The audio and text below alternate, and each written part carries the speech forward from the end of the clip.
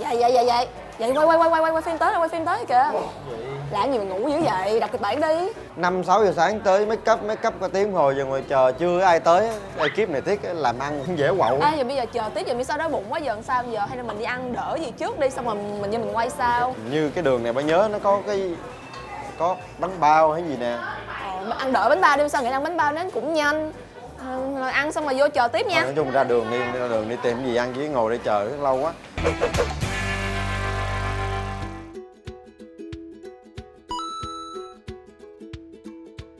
Bước ra một cái quẹo trái là có bánh bao liền. Ê, mới sao thấy đây có rất nhiều món rồi đó, bánh giò rồi há cảo rồi. Nhưng mà hình như đây là chuyên về bánh bao nổi tiếng luôn hay sao á. Wow, nhìn trời ơi, đây có quá nhiều bánh bao luôn á. Anh có thể tư vấn giùm em là ở đây có khoảng bao nhiêu là bánh bao vừa mặn vừa ngọt luôn? Có là hoàng kim nè, bí đỏ nè, mè đen nè, trà xanh nè, môn nè, rất là nhiều luôn à. Còn bánh mặn thì có bao nhiêu loại? Dạ bánh mặn gồm có là bánh hai trứng nè, bánh trứng muối, trứng cút, bánh muối cút lạc xưởng, muối cút xá xíu. Sao nhiều dữ vậy? Mà em thấy là đây có gì bánh bao đặc biệt thì là Đặc bên trong biệt là gồm có là muối cút lạc xưởng với tôm á. Hay là hôm nay chủ đề của mình đổi luôn đi, mình không quay cái món cũ nữa. Đó, đúng rồi Lỡ đó. hứng cái bánh bao rồi, nguyên ngày hôm nay đẹp bánh bao không? Dạ, chỉ có ăn mới làm tinh thần và sảng khoái lên được thôi, Mai Xoa. Chuẩn bị nha, chiêm ngưỡng cái bánh bao đầu tiên trong ngày nha. Có một cái bánh bao này. Wow, một cái bánh bao căng mọng to tròn như một cái chấm đỏ huyền thoại luôn các bạn ơi. Bánh bao Thọ Phát, thâm niên hơn 30 năm trong nghề làm bánh bao. Và có hơn 1000 cửa hàng trên toàn quốc. Mình sẽ thử một món bánh bao nhân ngọt ngọt mà cũng mặn mặn. Bánh bao Hoàng Kim. Ui cha. Móc ra. Ồ, vàng ươm ha. Nhìn vàng ươm ống ống ánh nữa, nhìn hấp dẫn quá các bạn ơi. Một mình mới sao ăn được hết một lần từ 3 đến 5 cái bánh bao. Ăn được cái vị nó tan trong miệng, kiểu như là cái bột tan miệng. Mà rất là thơm ha, thơm. Không có bị ngọt quá ha. Đúng rồi. Da nóng quá. Wow. Cái vàng ươm này là đó chính là hột vịt muối. Trời ơi, thơm quá. Thơm lắm các bạn ơi. Bánh bao còn nóng hổi bốc khói. Nhưng mà mới luôn nè. nhìn này thì thấy cái vỏ ngoài có vẻ là cái phần bột nó hơi dày ha. Dạ, nóng quá. Đã quá. Ngon ha. Ngon. Ăn cái trứng muối nè. Tiếp. Đây ba. Đây, trứng Đâu phải, cút mình ăn đây. bánh trứng cút là mình phải vậy nè. Từ từ. Nào, mình ăn trứng cút là mình khéo léo đúng không? Đó, trứng cút này các bạn. Đó, này người ta gọi là trứng cút nha. Trứng cút mỗi cái bánh bao chỉ có một cái một thôi nha. Thôi để tụi mày ăn mới sao ăn bình thường. Ăn phải ăn kiểu này, ăn phải cắn ngập răng như nè. Đó. Bậy rồi. Rồi.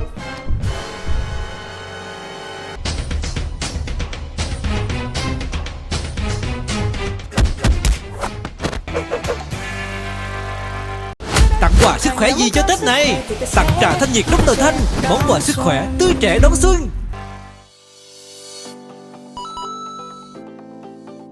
Buồn quá, buồn rồi.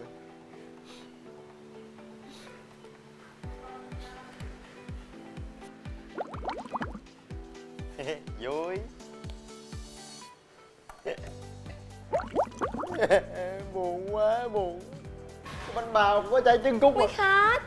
Quý khách ơi, sao mà khóc dữ vậy? Trong quán người ta đông gì sao ngồi khóc mình vậy? Sao buồn hoài vậy hả? Khóc hoài vậy? Bánh bao người ta có cái trứng cút là cái mà tinh túy nhất mà không biết giữ làm rớt.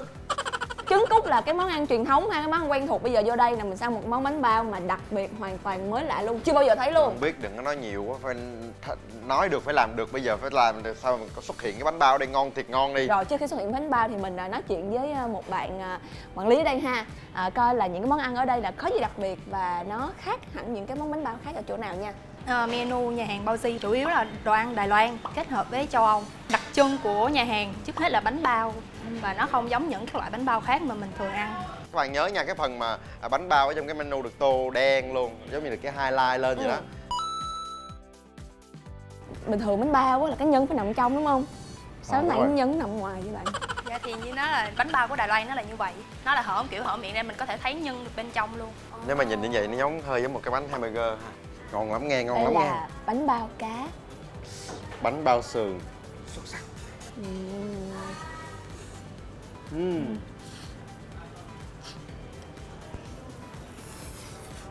Cá giòn ha, bên trong thì ngọt, thịt da thì giòn, còn bánh bao thì bột rất là mềm. Đây là bánh bao nè, đây là miếng sườn nè. Trời ơi,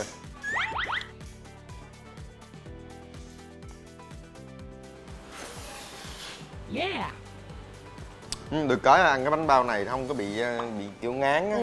Tại vì cái phần thịt bên trong á, phần nhân á hấp dẫn quá rồi, nó quá nhiều những mùi vị đặc biệt, rồi cái bột bánh bao em sao cực kỳ thích cái bột luôn. Đúng rồi, nó không có quá dày, nó vừa phải, Mềm mà cái bột không có bị quá ngọt. Đúng rồi, Và cái nhân ở trong nêm nếm rất là đậm đà nha. Đã lắm các bạn ơi. Nếu mà đặt tên cho cái bánh bao này phải đặt tên là bánh bao kẹp. Bánh bao kẹp. Bánh bao kẹp.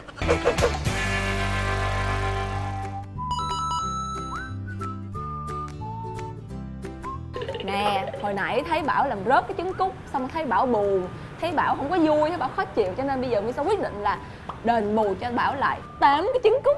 8 cái trứng cút. 8 cái trứng cút. Hay quá.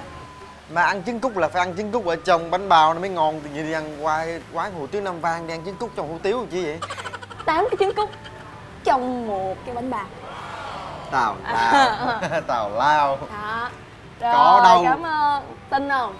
Rồi các bạn tin không các bạn, ở trong cái bánh bao nhỏ nhỏ nhìn đơn giản thôi mà có 8 cái trứng cút ở trong hả? Mở ra đi nha. Để coi đến nha. đủ 8 cái nha. Hấp dẫn nha. Nè, trứng lộ thiên. Vậy là có cái bánh bao trong huyền thoại là có 8 cái trứng cút là có thiệt á hả? Mà vẫn có nhân thịt trong đó đàng hoàng nha. Trời ơi, chất lượng vậy. Mở ra thử nha. Wow, ai da, ai da, ai da. Chừng rớt trứng nha, cái chừng rớt nha. Ai da. Đây, Miu ra một nửa, Bảo một nửa. Có cả trứng muối luôn nha. Bên của Misa là đang có 1, 2, 3 quả trứng nè. Bên này là 1 trái nè, 2 trái, 3 trái nè. Chắc là trong trái này thứ nữa 4 ở nè. dưới nữa nè. Rồi. Trứng cút lúc nào không ngon.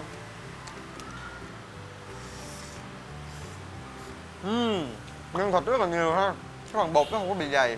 Mà phần thịt đó còn có cả nấm mèo. Cái mùi xá xíu rất là dậy hương. Ê Bảo, này mình đi quay xong rồi. Cũng có hơi mệt mệt, nhà Misa gần đây.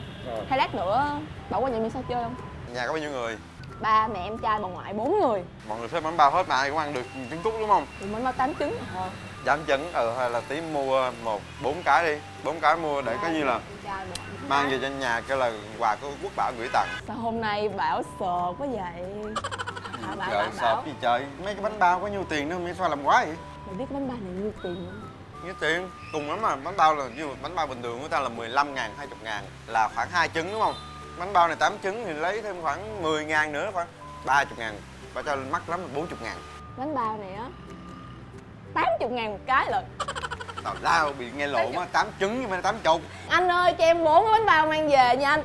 Cảm ơn Bảo rất là nhiều. Đại diện cho gia đình cảm ơn Bảo vì hôm nay về món quà nha. Ăn 4 cái bánh bao thôi mà làm mấy quá. 8 cái trứng thì... Rồi 4 bánh bao tính tiền cho anh này luôn nha anh. Rồi mi xoa xuống lựa bánh bao đi, rồi cái gì bà tính tiền cái đây. Rồi cảm ơn em. Bánh bao 5 cái, bánh bao 8 trứng. Được. Cái 8 nhân 5 là 400. Em ơi có làm lẫn gì không em ơi? 80.000 một cái rồi sao ơi. Vậy là ngày hôm nay Quốc Bảo và Misa đã dẫn các bạn đi ăn rất là nhiều món bánh bao ngon tại 3 địa điểm rất đặc biệt tại thành phố Hồ Chí Minh của chúng ta. Thì Quốc Bảo ấn tượng đặc biệt với những món bánh bao tại quán Bao Di. Còn riêng Misa thì đầu tiên Misa sẽ nói về cái món ăn mình thích nhất, đó là cái bánh bao của Liến Húa. Là bánh bao có đến cái 8 cái trứng cút bên trong. Nhưng mà để mà đánh giá là một cái điều gì đó nó thích hơn thì có lẽ Misa sẽ cùng suy nghĩ với lại Bảo. Bởi vì bánh bao Liến Húa thì mình có thể mua về nhà ăn rất là thoải mái, mọi lúc mọi nơi đều có thể ăn được. Còn với Bao Di thì nó là một cái không gian mà mình có thể đến đó và cùng ngồi với những người bạn của mình. Và tiếp theo sẽ là một phần nữa rất là đặc biệt dành cho tất cả các bạn khán giả sau khi theo dõi chương trình này. Đó chính là một câu hỏi để các bạn nhận được những phần quà rất là hấp dẫn. Đố các bạn cái bánh bao thứ hai mà có bỏ ăn trong tập này là bánh bao gì? Và nhớ nha, cũng để lại câu trả lời của mình ngay tại link này. Còn bây giờ thì no quá, Bây giờ chuẩn bị đi buồn ngủ ngủ quá. Tạm biệt các bạn và hẹn gặp lại tất cả các bạn ở những tập sau. Bye bye. Yeah.